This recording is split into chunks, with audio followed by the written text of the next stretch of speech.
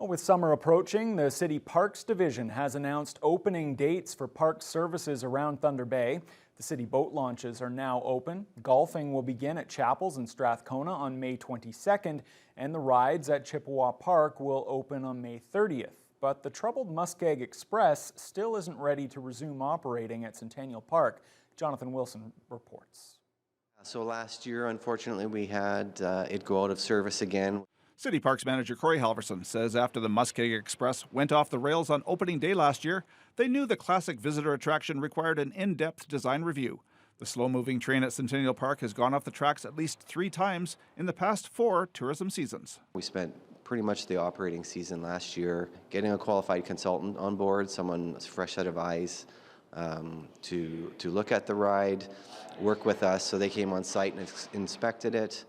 And prepared a report with recommendations that we could then follow to work towards reinstating the ride this year.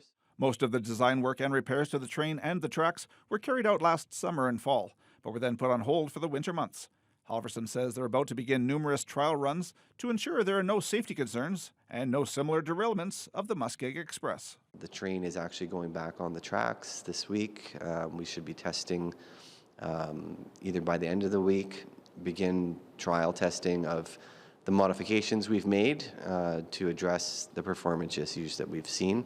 We haven't designated when the ride will open. We are working towards it being reinstated and reopened, but it likely will be into June before we'll see that happen. Meanwhile, the amusement rides at Chippewa Park will all be back in operation starting on Friday, May 30th. The newly restored carousel and the other rides will be offered on weekends only to start, and then 5 days a week beginning in late June. Then when the season ends in September, work will begin on the new carousel enclosure being built onto the Chippewa Pavilion. Halverson says they're almost ready to seek contractors interested in the project, which has an estimated price tag of $2.2 million.